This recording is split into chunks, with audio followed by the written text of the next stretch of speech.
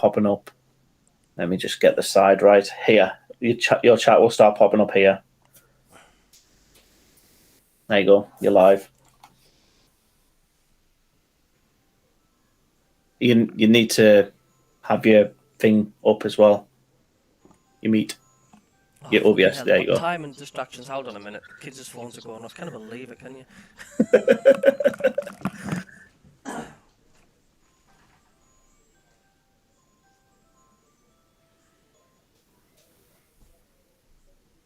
Oh, bloody hell.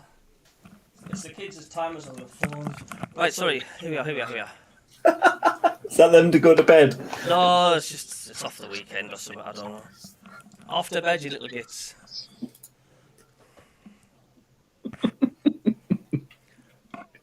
So, because you've minimised my thing, the Meet, the Google Meet. All right, yeah. I'll be invisible. And then pop up the OBS as well, mate. There you go. Should be all fixed now? Hope so. There you go. Good. Do you want to lead it?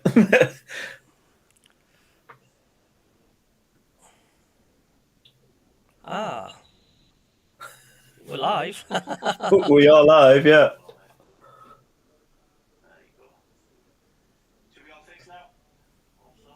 Oh yeah, Christ, mate, this is posh, isn't it? Sound. So, do you want to do intros? What this is for those of you who are new here? Go on, DJ. Yes, Go on, DJ. Myself, DJ Earth, and the Mackham, or Anthony Smith Wells, on our Monday Night Football Sunderland fans, our new weekly podcast show discussing all the events of Sunderland, especially the match what's just taken place over the weekend, and banter and anything else. So there. Yeah. So this is our third episode. You can see episode 1 and 2 on my channel, and also on DJ's channel as past VODs, I think. So if you want to catch up on what we've discussed so far, our previous podcasts weren't so positive. I wouldn't be as positive as they are. Could you agree with that?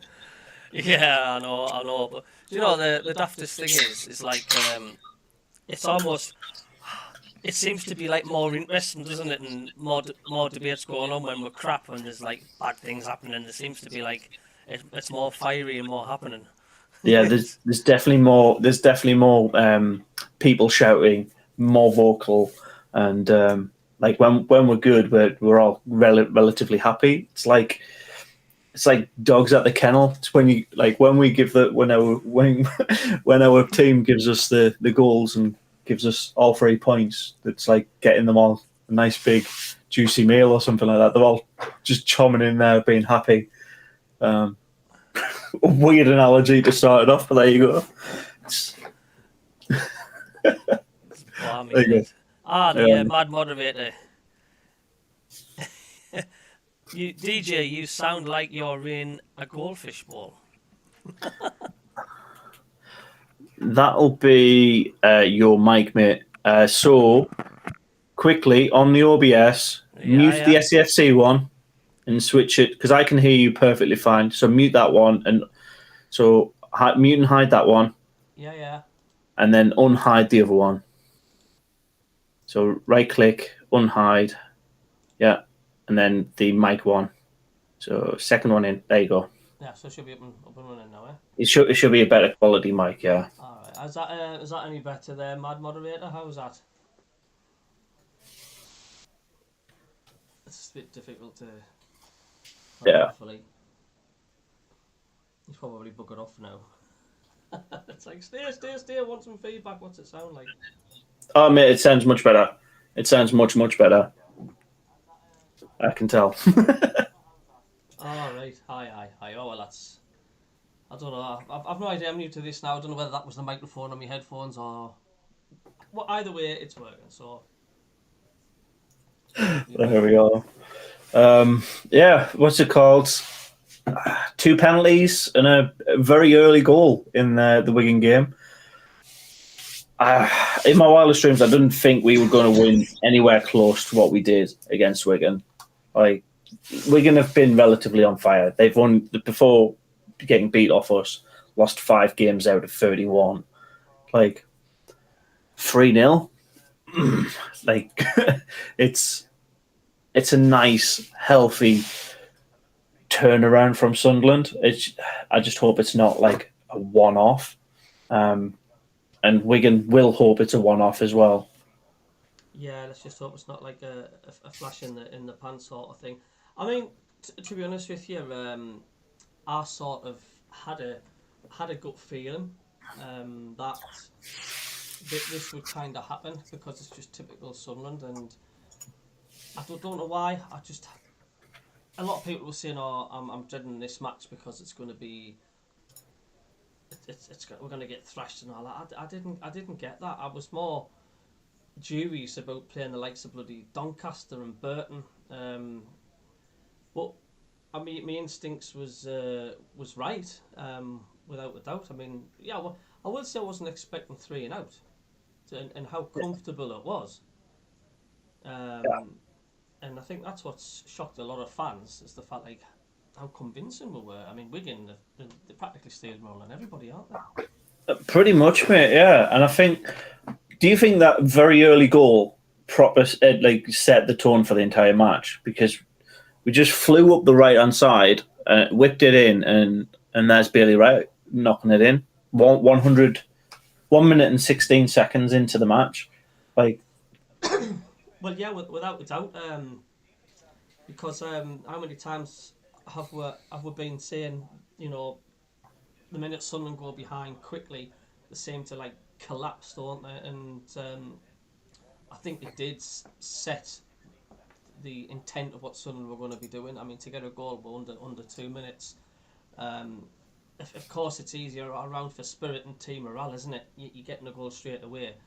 And it's sort of shown Wigan's like, we're here. We're not going to have the piss took out of us to do it. We're going to mean business. And I think it also took a little bit the sting out of Wigan as well, because maybe they were thinking, oh, Sunderland's had a really shite show these last 2 or 3 months. And I think that's given them like a bit of a wake-up call. And when we didn't back down either, and that's what I was pleased with. Continue to press. We defended a lot better. Was our formation different at the back? Were we playing 4 or 5 at the back? We were playing 3 at the back. So the main difference from like what I could tell was Jalmaji being involved. Jalmaji hasn't been involved with us for a couple of weeks, couple of months, and as soon as he's back in, we've got that solidity and firmness at the back. We played a 3-5-2 for most of the game. It was a bit fluid, sorry. So it wasn't like that for the entire time. But yeah, it was Sirkin, Jalmaji, and Evans to start with. I think at the back. I can't remember. I had it up at the time, but I don't know. It just seemed really positive. Yeah. So in the chat, the Mad Moderator says that's better the sound. Wife, daughter got COVID, just doing a test. Hope all is well there. Still hanging about. Mm-hmm. And Jess 2000s said, welcome to the chat, the Perry. And the likes of MK Dons or Plymouth would have no fear meeting us in the playoff game. We are still very beatable. I mean, this is what you said before, wasn't it, Anthony? Let's just hope this isn't just a one-off and we can't get carried away. Before other teams don't,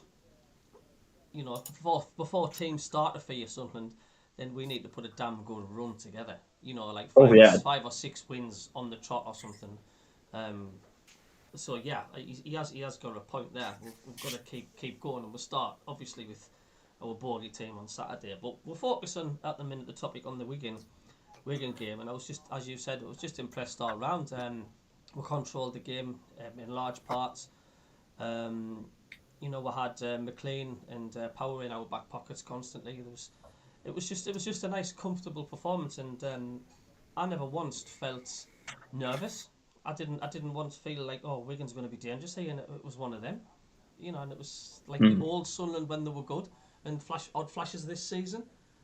And it was refreshing, and right in front of was it 5,000 Sunderland fans as well. It was good to watch. Yeah, I think the capacity was 24,000, and five of them were Sunderland fans. So about yeah. a fifth or a quarter of the stadium was Sunderland fans. So everybody who managed to make their way to that match got well treated. It's the way we played that match. Again, I don't want to get too much on it. We're now the best in the league because we beat Wigan. It's not that. It could be that one-off fluke, but it also we want to make that the stepping ground from. We've got a system in place that works. It works against the big teams. We need that system, that same style of game, to work against Charlton, to work against teams in and around the bottom of the half of the table. Because we've got a lot of these scruffy matches. I'd probably describe them as coming up in the next few weeks. You've got Charlton next, which, if you're looking at Charlton are now the worst team in the league. They've lost 5 games on the bounce. Surprisingly, yeah. I thought they would have been like Portsmouth. I thought they would have been up and there and thereabouts. Like the last stages of a horse race. Like the favourites come through at the end. I was expecting that push from Portsmouth and Charlton, but they fell away, haven't they? Fell away with a whimper so far. Absolutely, and I think we've got to also consider there's a couple of matches happening tomorrow evening that could see Sunderland slip out of the playoffs. So just because we've won this one game doesn't mean we're even guaranteed a playoff win, a playoff finish. It's the minimum that we would expect. We'd expect for the rest of this season, right? We want to be 6 or above. Who's been anything? So there's a couple of games on. I think there's 5 games on. Let me just quickly whip them up. You've got Portsmouth against Oxford, Sheffield Wednesday against Burton, Shrewsbury against Rotherham, Wigan against Fleetwood, and Wycombe against Cambridge. So the 2 games that impact us are the Wycombe and Sheffield ones. Wigan, obviously, if they drop points, that means their game in hand is gone. But we get a clearer position. That gap between us and where Wigan are in second, we get a better visibility of it after tomorrow night's matches. Yeah, there's going to be because it's twists and turns. It's got to be just basically it's not like the top 2 are the likes of Rotherham and that, where you've got a very little chance of them possibly slipping up, but you've got more of a chance of the teams around you in the playoffs slipping up. Do you know what I mean? Oh yeah. The likes of Plymouth and Wycombe and Sheffield Wednesdays and whatnot, and Oxford and stuff, they're not going to be as consistent. I think the ones to watch is Sheffield Wednesday in there at the minute. They've really, since we beat them, they've creeped. Yeah, I know they have. I know they've, and rightly so. They're a huge club, like Sunderland. They're massive to be in Division 1. Didn't they get relegated last season? Yeah, they're fresh into the league. Yeah, they're one of the few. So I think it was them and Wycombe that came down. There was another team that came down. Was it Charlton? Yes, I think they came straight back down, didn't they? Rotherham came down as well. Rotherham came down, didn't they? Yeah, no, Rotherham came down. Rotherham won the league last season, I'm sure. I'll have to double check. We'll have to double check. Somebody in the chat, can you double check who went down last season? I've just got visions. Sun and Sheffield Wednesday playoff final, 2 huge clubs, a full house. I could just see it. And us losing 1-0 into a 5th-minute goal. Jermaine Defoe own goal in the 89th minute. From hero to villain. I don't know. I think if we use this weekend's game as a sign of Alex Neil's potential with the club, it's a good sign. He has only got that 6-month contract, so if he doesn't get us that playoff win, he's out of a job as well. We'll have a new manager in place. We'll have a new system in place for next season. Keane back next season. There's a potential for it if Alex Neil fucks his job up.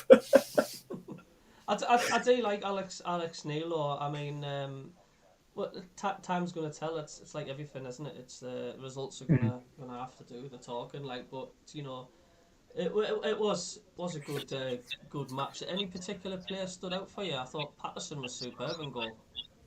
Patterson was decent in goal, mate, but he didn't have much to do. He had like 6 shots all game. I've said it a little bit earlier. You might be able to hint on it. Jean Maggi, he had an outstanding game. And to be honest, I know it was 2 penalties, but Stewart had a solid game as well. Really good. Yeah, he was all over the pitch. Yeah. What was his injury? Actually, he's been out quite a while, hasn't he? I think it was an ankle injury. Ankle injury.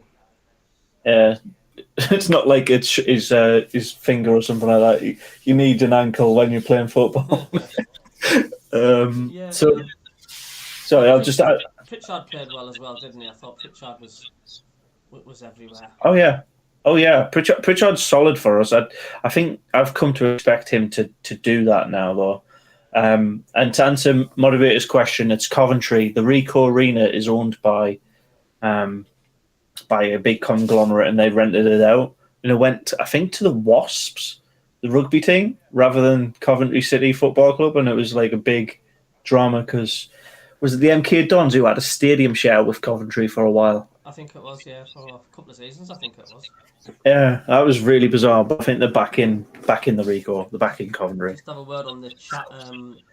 Man of the World, welcome. He says if he doesn't get us promoted, he will still be here next season unless there is a takeover and new owners. The moderator says, with Jack Ross being at recent games, is he coming back as manager or maybe replacing Speakman? And Tam, welcome Tam.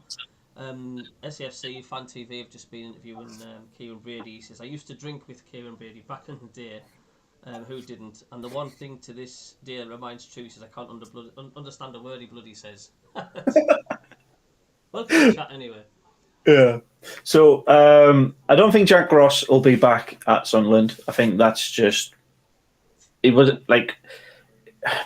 won. He's got a good win percentage for us, but we got rid of him because he basically lost the rest of the team. He lost the academy and he lost the first team squad.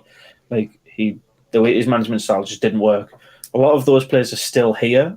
There's a couple of new bloods, but he'll just be another thorn in Sunderland's side. And Neil only signed a 6-month contract, so if he doesn't get us promoted, I don't see him still being here. I don't think the fans will be happy with him.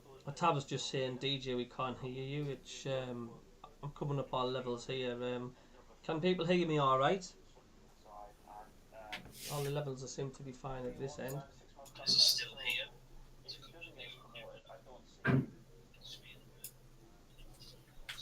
Should be okay. I don't know if it's your settings. Just have the fish echo side, mate. Have all your tabs unmuted. Get them all on. I wouldn't want far too many draws. Yeah, he got us a 17 draw season, didn't he? Yeah. I did. His nickname wasn't he Quick Draw McGraw for a reason. So I don't know. Like if we were in the Prem, right? I know we're not in the Prem. This is just theoretical here. If we were in the Prem and we were getting enough draws to keep us in the league, would we be happy? Yeah, because essentially what we're doing is we're not losing against the big teams. We're still picking up points. I think if Ross had us in the Premier League, we would have kept him. But because it's League One and draws are not enough to get us into that top half, that to keep us up the top, he has to go. He had to go. He had his chance, didn't he? And to be honest with you, for that match at Charlton, the playoff final, we were pretty shit, to be honest with you, apart from that own goal start from Charlton. The bossed us from start to finish. They were we were crap. It was awful. Yeah. It wasn't the best. I know this is another one of those theoretical questions to you and to the chat, but if we beat Charlton in that playoff final, do you think we would have done a Charlton and now be where they are this time this season? Had a terrible first season in the Championship and come straight back down with the squad we have. I think it would have been totally different because I think Stewart and Salmon Pants would have gone. I think they would have pocketed a nice little bit of profit. I think that's what they were aiming to do, and I think we would have just seen a completely different path the way we would have gone. Could we have got the American owners in being in a higher division? But I definitely think would took a completely different path. But obviously, because that didn't happen, we're now on the path with Donald and co, aren't we? But I think it would have been completely different. I think we would have been in the Championship, could have been in the Premier League. Who knows? Who knows? Who knows? It's It's a good old lines, what if. It's a good old what if. Well, it was literally 45 minutes, and we could have been in the Championship and flying on with new owners. It is a little bit about that money side of it as well. Like you said, like the American owners would be gone. It's like DJ is on volume 1 and Amp is on it. No idea how you can hear him. Tell you what, DJ, turn me down. So your desktop audio 1, lower me to like -18. I mute there, mate. -18-ish. There we are. There you go. It should be level now. Yeah. There you go, mate. So it should be equalised now on the stream. Yeah, it should be a lot level. Like, I mean, it should be picking up me. I can see the levels coming up when I'm speaking. Like, so I don't know. I don't know what it is. It's fine, mate. It's like it is your first like proper OBS stream on YouTube, so you are learning. Technical issues aside. Yeah. I think there's just settings. I think deep down inside where I can actually turn the microphone up. But hey, the main thing is I'm not touching anything at the minute because we're doing well. We're all right. We can just about hear it, but at least I know I'm dominating the audio. Then I'm just going to read Man of the World's comment if you want to keep cracking on. Yeah. Were you surprised the 4 didn't get a start? As we're closing down on the Wigan game now, are you surprised the 4 didn't get a game? Do you think we missed him? Do you think we did absolutely fine without him? Mate, the result speaks for itself. We did fine without him. I would have liked to see him start. Don't get me wrong. Like, he is a quality player on his day. I think he's out of fitness. When he came to us, I think he played like a collective 240 minutes. Sorry, in his previous like 3 months. So he's not had a lot of match time when he came to us. Like training does not equate match day fitness. So I think there's a little bit of like we need to ramp him up to get him fully fit. I think we'll get 5 or 6 goals out of him this season, but the result speaks for itself on that one, mate. Like, no, we didn't need him. Funny thing is, like, we talk about match fitness and stuff, but we're going to be soon running out of matches. Could there possibly be another season for Jermaine Defoe? Do you think that would definitely be him hanging up his boots? Because, like I say, they are getting thin and far between now. These games, if he's going to get fit, it's soon be the end of the season, won't it? Well, yeah. To be fair, mate, I'm thinking Jermaine Defoe's career path is going to be he's going to become a player coach. So, like, if he does stay on with us, it'll be like a player coach and mainly coaching. He'll play an odd game here when we're struggling for players. Then he'll move to like management, and we'll be his club to be like the first manager. I know it's a huge name, but I don't see him doing what Kevin Phillips has done and gone to like South Shields to manage. He'll want that like what's he called Wayne Rooney thing. Go to a big name club.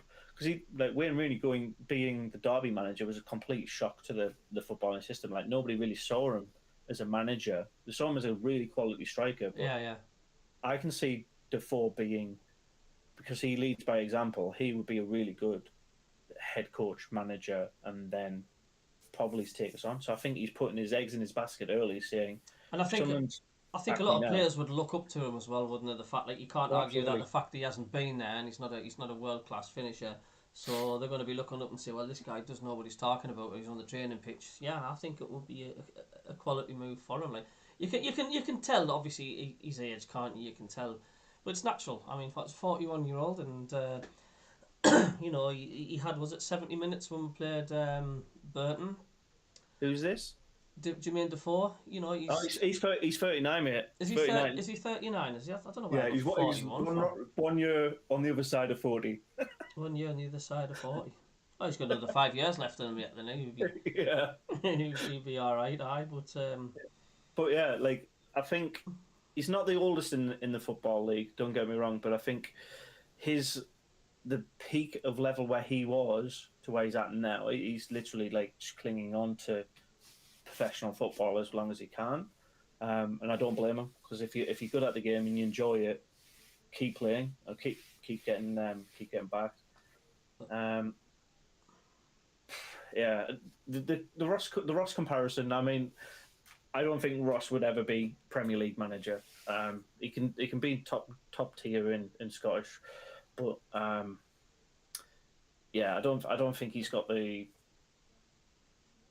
tactical nous that some Premier League managers have. So yeah, it is a strange comparison. That's why I did say in theory. But there you go. Back in the chat, Rinzivilo, I think that's how pronounced said that was a Belton Kieran Brady interview. Yeah, like I say, FCFC Fan TV, they were interviewing Kieran Brady over on their channel, and I must admit, and Kieran Brady, he was a quality player. There's always one match that sticks out for me. Was the West Ham game at Roker Park when we won. I think it was at 4-3 or 3. I think it was 4-3. Yeah, and he just ran rings around him. He was a superb player, Kieran Brady. To be fair, mate, like he was playing football when I was 2 or 3, so I didn't really. Yeah, you remember it well in the Roker end, didn't you? Yeah, I think he will have been like, the only thing I've really seen is his highlights and stuff like that. But he was forced out of football quite quick, right? Because of an injury, and yeah, like having somebody who I think we've got the potential with a couple of our players that are in the roster now to be like Kieran.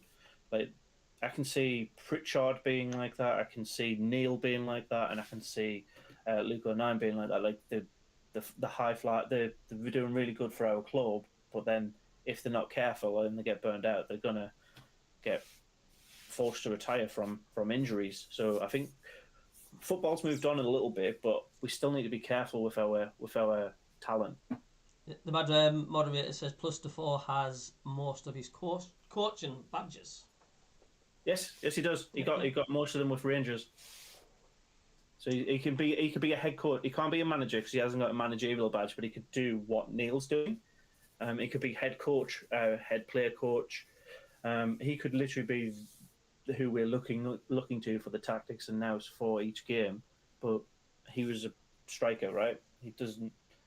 He knows how to break down defenses, but he doesn't know how to set them up. So I think, yeah, we need to be very cautious with.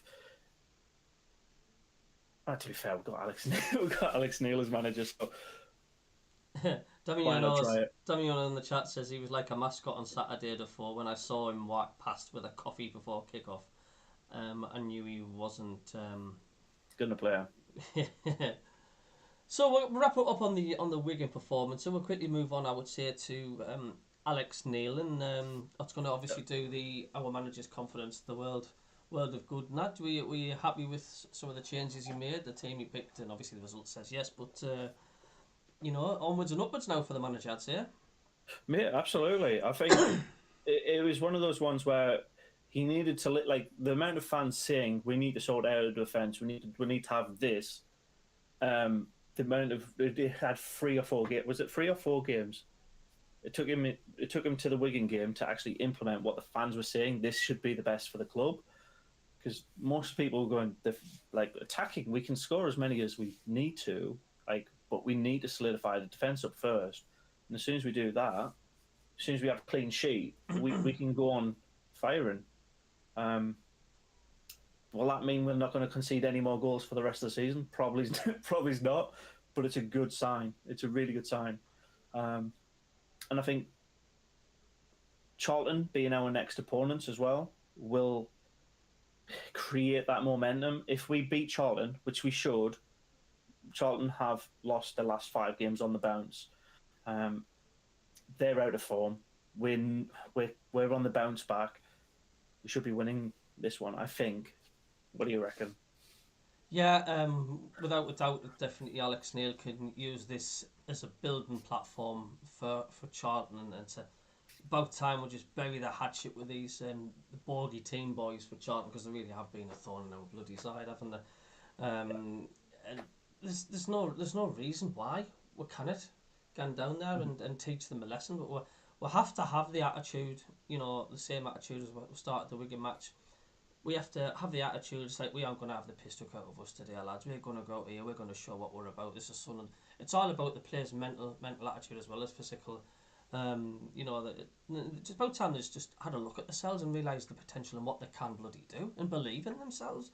And there's absolutely no reason why we shouldn't turn them over. Yeah, agreed, mate. Like, not to be afraid of Charlton. Sorry, they're not.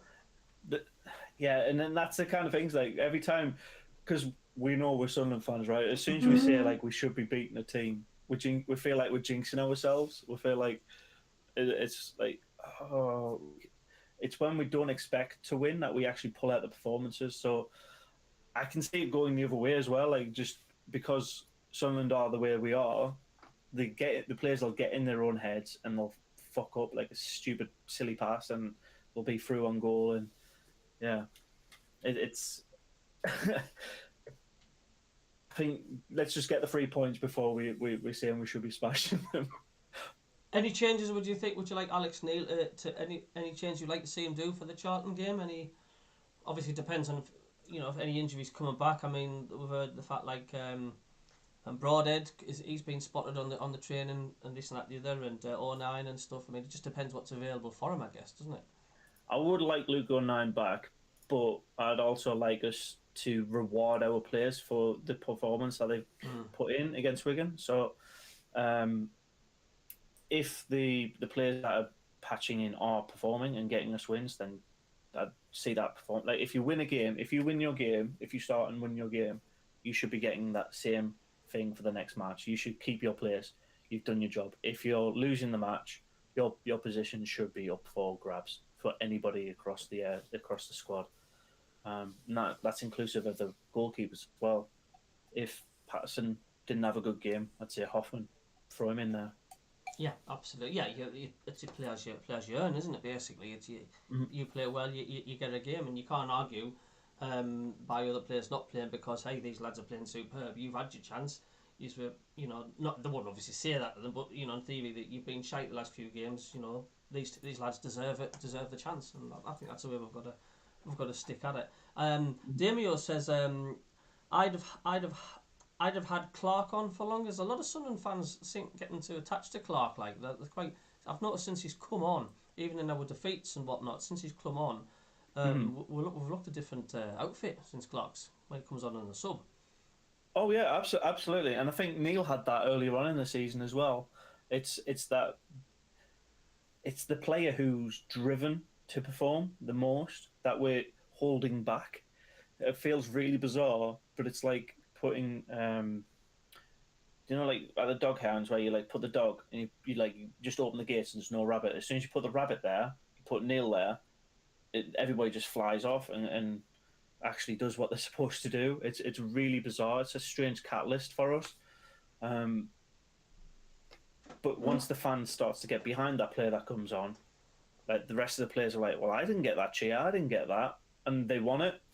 So I think if it's a home game, I think we need to get behind the players earlier, before like the 70th minute and we're 0-0 and hoping for a late goal. Just wind up the players to want it more. I think that's what we need the head coach to do, but the fan base need to do it as well. Yeah, there is this, like at the stadium, like the atmosphere has been like kind of flat. Like, that hasn't took the fans long to either turn on the team and that. And I mean, to an extent, you can sort of understand. I mean, a lot of the fans are just frustrated. Like, well, it doesn't help at the stadium, like when there's just no atmosphere there, isn't it? I mean, it's such the place is buzzing when the place is on fire, isn't it? With the crowd all going daft and stuff. But it's a difficult one, isn't it? Because how can you get fired up when there's just nothing to be fired up about? Like, and well, that's what the types of Luke 09 and Catamol were about for us, weren't they? They were creating those moments. Like, if you haul back a couple of seasons ago to when Catamol was in, he was putting in those like really dodgy, early, dirty tackles that ended up getting him a yellow card or red card sometimes. But it was jeering up the other players to go and why the fuck? Why is he putting in his performance like that? And he's making me look shit. And I think that's what we need. We need a player to make everybody else Yeah, and it's like aspire towards. I think, and that's what we thought we got with Defoe. and it's funny, isn't it? Like some of the fans were like turning on like oh and I and like oh he's absolutely shite and stuff. And that. But you realise how he's not that shite when he hasn't played. You actually realise you don't appreciate things until they've gone or until they're missing, and it shows you how important of a player he is to the side. You know, not just a player, but that lad wears his heart on his sleeve. He loves the club through and through. Yeah, and that's what we need. That's what we have been missing. Absolutely, and that, like I said, that's what I thought we were getting with Jermaine Defoe coming in. Like he's been at Sunderland, he's been at, like he does this like he's got three clubs that you associate with him straight away. You've got Bournemouth, Rangers, and Sunderland. Any of those three clubs, I think he'll put is all in for. Anybody else, Spurs, meh, like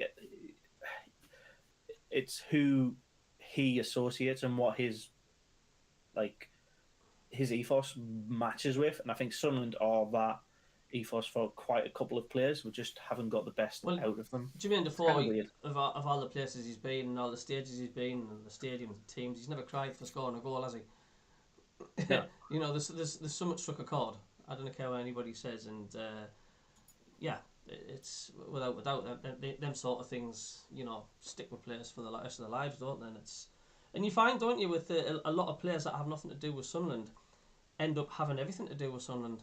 You know, the likes of like the Nile Quinns and your Kevin Balls and your Jermaine Defoe's, and it's obviously it's got an addiction. This club, you know, if you do well, it's got a longer lasting effect. It's that good old trope. It's the family feel. Like as soon as if we can get behind a player to the point where they feel like they're part of the family, they're part of the actual like structure of the club, they're a core pillar in it. They've put everything into it.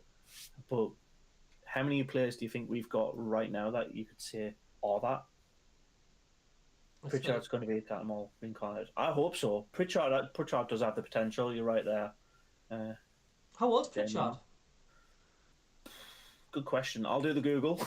I'm just gonna get a quick drink of water because I'm choking for it. I'm just gonna have a quick toilet break. I'm having that pizza. I'm absolutely choking for a drink. Give us 2 seconds.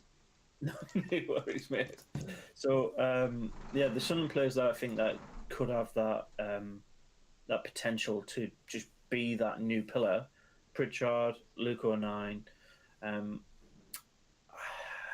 would have said Jermaine Defoe a couple of years ago, but not now. None of our keepers. Bruges maybe, but he's going to be out for a while. Like our other two keepers, not at all.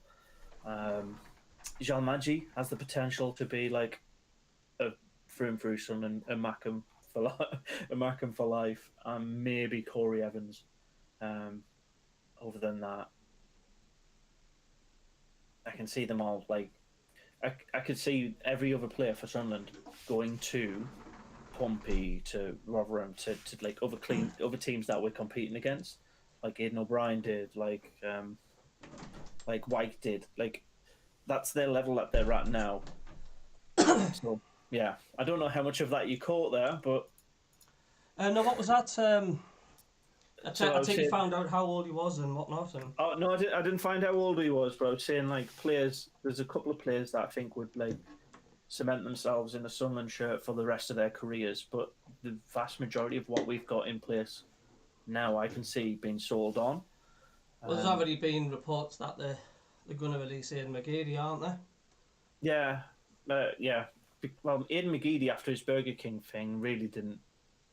He had a couple of games where he's he was not like, sort of been the same player, has he? No, a Burger King incident was him and Max Power.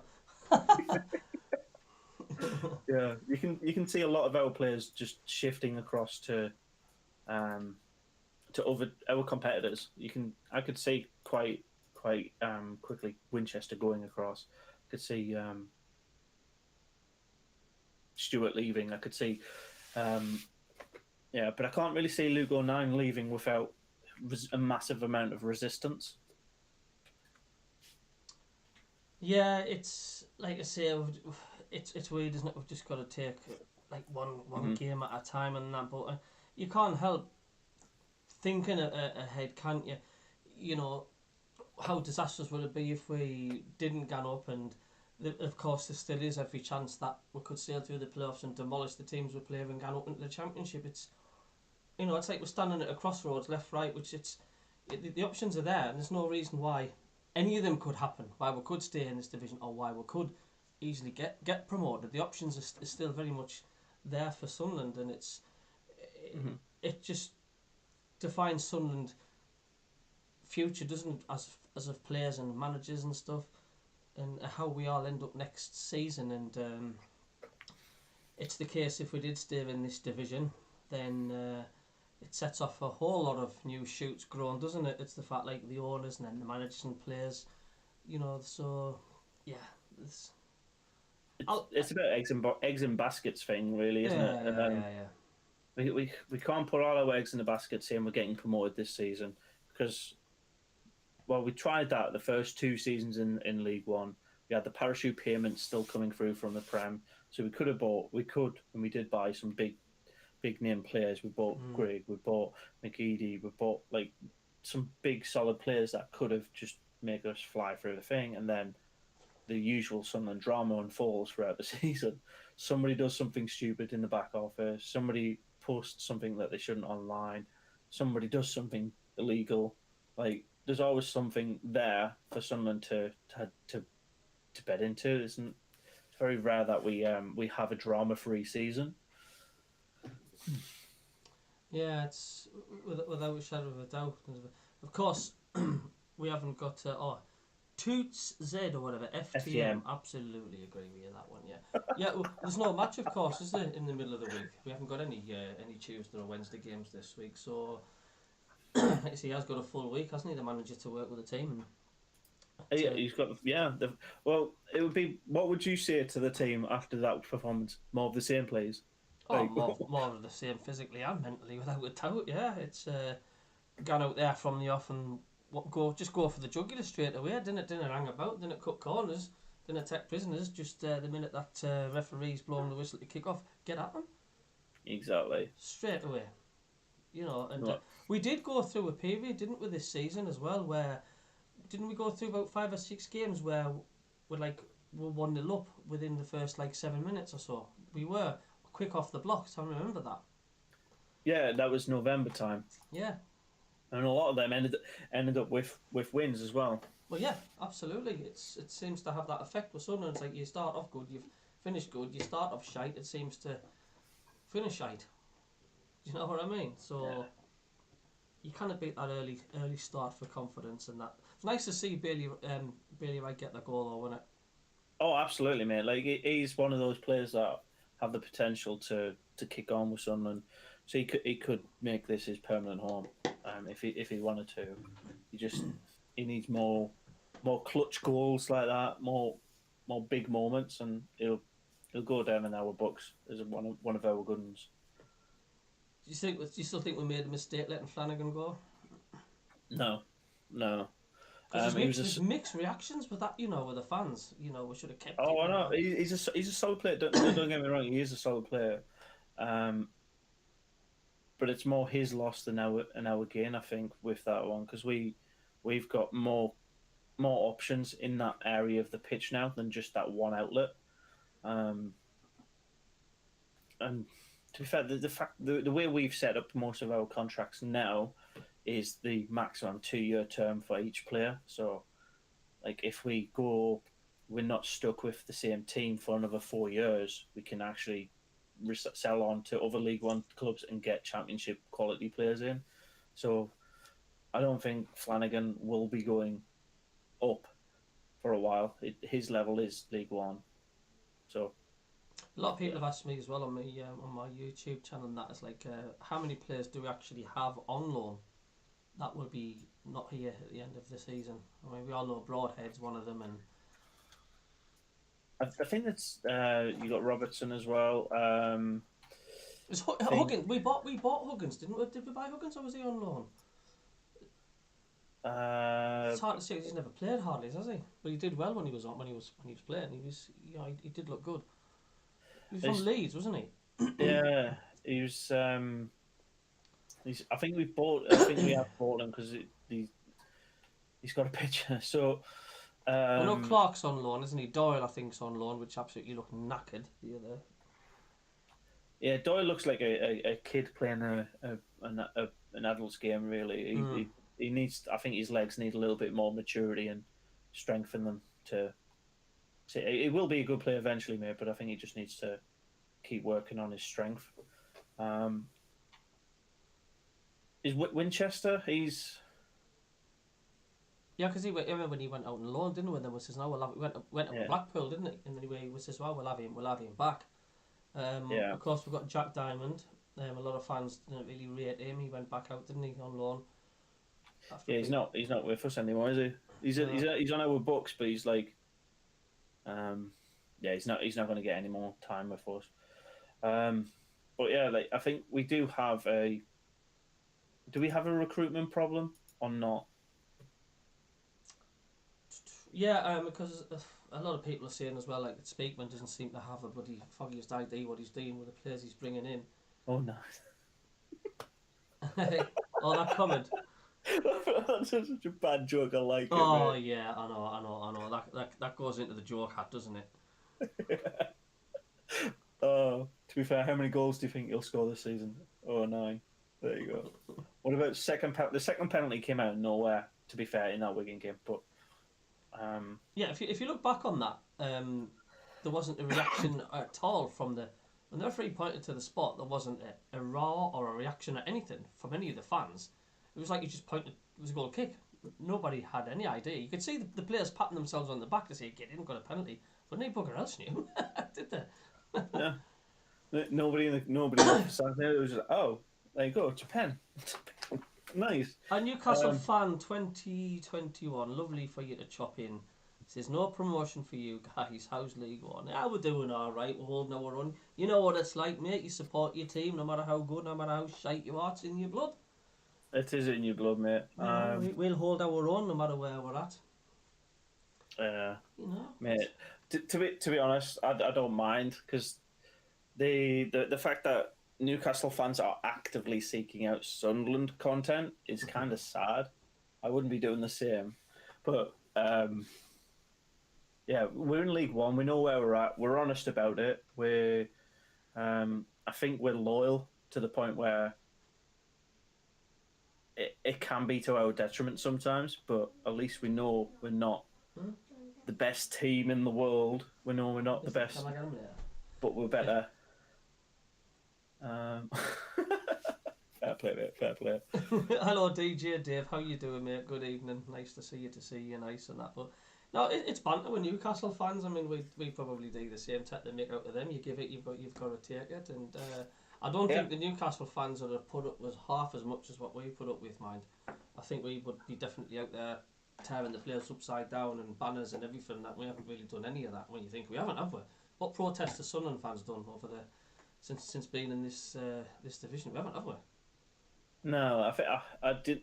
I've equated this to like, do you know when like your family split up or something like that, and like your mum and dad are fighting for divorce, and you're like, oh, you got to live with your nana now, and I think we've all just like, all right, then that's how we've took it. We're like, we've got we've got out of custody of the Premier League, we've got out of custody of the Championship, and now we're just in Nana's house, just trying to get our own foot back into that three bed semi-detached. Newcastle fan that says, to be honest, I've missed the derby matches. Hopefully, see you guys in the Prem soon. As weird as it seems from a Newcastle fan, it's not. It's not weird as of course it's not. It's banter, and I think banter is massively important with Sunderland and Newcastle. I hope it never disappears. That's what it's for. I like all the memes and all the joke pictures going around taking the piss out of each other. That's the way it should be. Uh, Do you know what I'm saying? And that like, but. It is a better Premier League when you're all in there, isn't it? You know, you got Son and your Son and all in there, and there's the banter's even more, you know. And you cannot beat a good old derby day, no matter what even though the result at the end of it. But that's the banter's there. I can take it. I don't mind as long as they didn't come in and they're really abusive and out the road. Banter's good. It's good. It's good. It's healthy. I think. yeah. Oh no, it's absolutely healthy, mate. But I think it's also one of those ones where you're like, would the competition be better, or would it just be that one weekend that's wild up for a Sky Sports match? Because it does sometimes just feel like if you watch the Premier League now and you watch any of the London teams play against each other, it's just nobody really cares outside of that remit. Like if Arsenal play Spurs or Crystal Palace, who really gives a fuck? You know what I mean? Like I must admit, yeah, I've seen it on where it's like, Crystal Palace, West Ham. You think, oh, well, I suppose I'll have it on in the background or something. You know what I mean?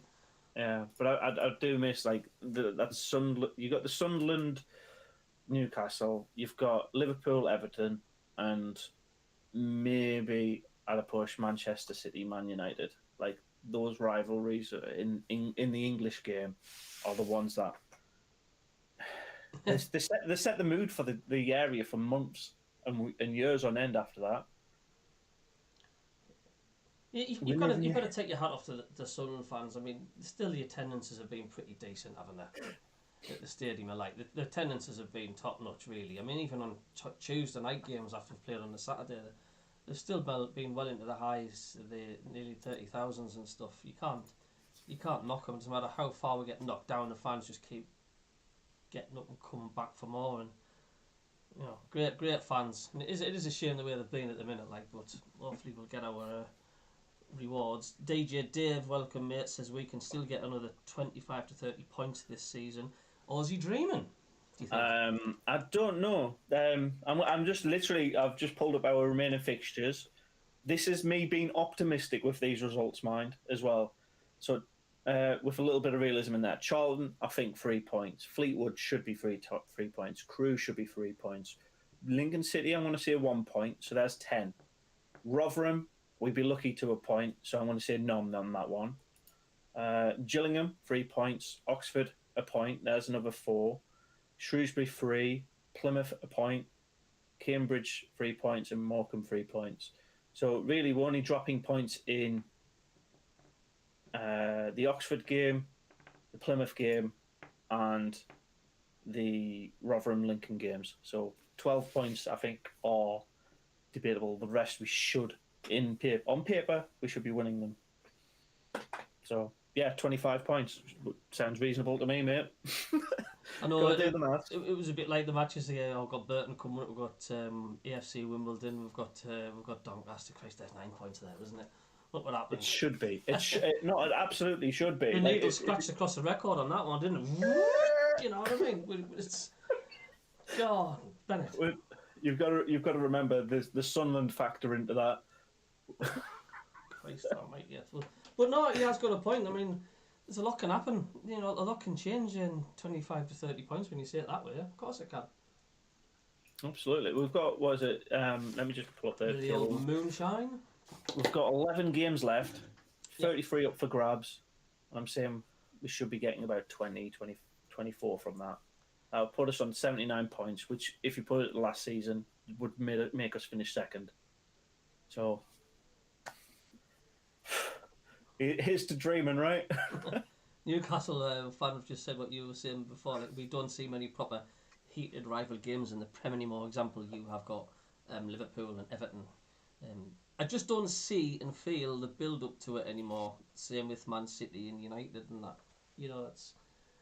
Is the Newcastle Sunderland game a bit like the Old Firm in Scotland? It's got the Celtic Rangers. There seems to be that spark, that extra punch when the match is being shown. There's extra atmosphere. I don't think the Old Firm has it because they play each other that often.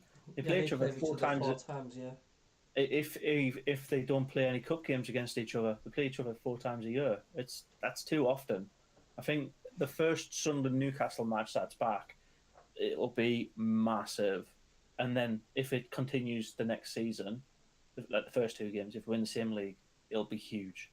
But like after that, it'll die down to that like a natural level.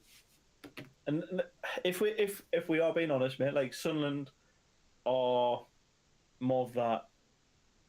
We've got the richer like titles in history, but Newcastle are a bigger club in terms of fan numbers and money and investment. They've had the better last 2 decades. There's no doubt about that. But Sunderland are Sunderland, mate. We just we were told as a kid you got to support Sunderland, and stuck with us. Well, I mean, I've supported them since like the mid '80s, and they've always seemed to struggle in the top flight. You know, when we've gone up, we've seemed to not lasted long. We've come back like straight down. So there's really not much change as far as that one coming. DJ Dave says, what sort of reaction will come from Wigan? They have a lot of fixtures to cram in. Games in hands don't guarantee points. We found out that the hard way last year, didn't we? How many points is Wigan ahead of us at the moment? 7. With 3 games in hand as well. They're on 32 games played, and we're on 35.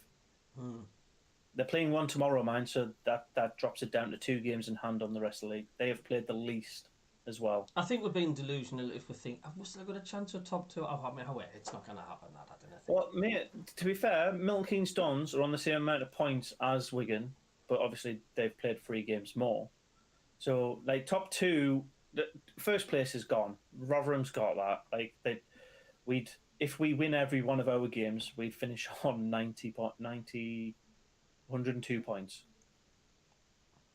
We're not getting that far up, mate. That's just not realistic. So if we are putting our realistic heads on, we'll probably finish on about 70 to 80 points. No, 75 to 80 points. Shit. Will that be enough to get us second place? Could be if Wigan and MK Dons fuck up enough. Yeah, and that's what we're hoping for. Well, my son Ashton Tyres has just come into the chat. Have I missed much? He's just finished my shift at work. Long day cleaning and changing bins. No worries, Ashton. No, we've just had a good old healthy discussion about how good our weekend was, how our Newcastle rivalry is not dead yet, and what our chances are for getting promoted this season. Any teams you would like to avoid in the playoffs then? Potentially, any teams that you think, I know it sounds daft, like probably in the first leg. In the first leg, I'd like to avoid Oxford. Oxford. Oxford can beat us over 2 legs. I think any other team, I think we've got the ability to smash them at the Stadium Light and drag out a draw. Or like literally every team in this league, we can. Apart from Rotherham, obviously, because they're winning, so they're not going to be in there. We could beat them over 2 legs. Oxford, I think, might be a struggle. What about you? Yeah, I've always got this thing with Sheffield Wednesday could come back and haunt us. We've been laughing at beating them 5-0. MK Dons, I just think they're the dark horses and all. To be honest with you, them's the 2 teams I would want to try and avoid, is MK Dons and Sheffield Wednesday. I'm not Bolton beat us 6 now, but that was a freak result, that, didn't it? I'm just thinking that's funny. We've just basically listed out the entire rest of the playoff zone. So basically, we're fucked. We want Plymouth or Wigan to climb back into those playoff places. I think Ipswich have been like a little bit of a dark horse this season, though. They were 18th for like the first half of the season, like the first quarter of the season, first 10 games or so, and now they're 9th. They could push on and last game of the season knock whoever's 6th out. So got to keep an eye out for Ipswich, maybe Bolton as well. It's such a close knit Division 1, isn't it? It's not like the Premier League where you've got it split in so many sections. Like you've got the top 2 that's running away with it, and you've got the next 4, and then you've got the middle bit, and then you've got the bottom 5 that are constantly shite and battling it out. Even the Championship, you've got that gap now starting to appear, haven't you, between the top 2 seem to be dominating and stuff. But the Division 1, it just all seems to be closely bunched together. Do you know what I mean? There's nothing really, apart from maybe the Rotherhams and that, but the more bunched together. There's not many teams like stand out. I mean, how many teams have thought, they're going to be doing well, or they're falling away, and they're just starting to come good at the last minute. It's like it's like a lottery in Division 1. You just never know who's going to put the foot to the floor and make the final sprint. And when it's going to come. Because you got to remember, there's teams around the bottom, the Gillingham, Doncaster Crew, who are fighting for survival now. They're fighting for their position. They've had a horrible start of the season. Crew look like they're dead and buried, but when they come up against us, they could put in that performance that sees them to climb in within one more game of getting out of that safety zone. So don't put off the bottom half of the table as like a guaranteed win. Like they will be wanting points to cement where they're at. Tom's right. Sorry, carry on. Yeah. It's when do you concede that your season is over? And I think teams like Portsmouth through to Charlton have basically done that already. Charlton are on 39 points and they're like, we're safe now. We're not going to go down. When do you class them as like the team who wants it more wins? Yeah, I know. It's Tom's right. Let's worry about the next game and get the players to put a shift in and that. Yeah, but without a shadow of a doubt. I mean, it doesn't matter which team you play. You know, they've got an intent and a reason to beat us, whether they're fighting for their lives or they want to get one up on us or they're fighting for promotion. We've also got to concentrate on ourselves and say, well, we've got a job to do. It's like, to hell with whether you are. I'm not bothered if you're struggling at the bottom. I'm not bothered if you need to win this to get in the playoffs. All we care about is us. We have to go in there and do the job for ourselves. And that's what we've got to do. Right, mate. I'm just going to call out the last 5 Charlton results. Bolton Wanderers, they lost 2-1. Then it was Wigan Athletic 2-1, Oxford 4-0, Milton Keynes Dons 2-0, and Sheffield Wednesday 2-0. So they're playing the teams around us, and the teams around us are getting wins. We need to match that. We've got to. Well, without a doubt. I mean, got any predictions then before we wrap it up on tonight's show? Any predictions that you would like to dare put forward for Charlton? If we're doing it on paper, mate, and my optimism head on, I'm going to say a 3-1 win for Sunderland. 3-1. I'm going to go for 4-0 Sunderland. I like a 4-0. I'm going for a 4-0. Yeah. I'm going for 4-0 to welcome Dean SFC.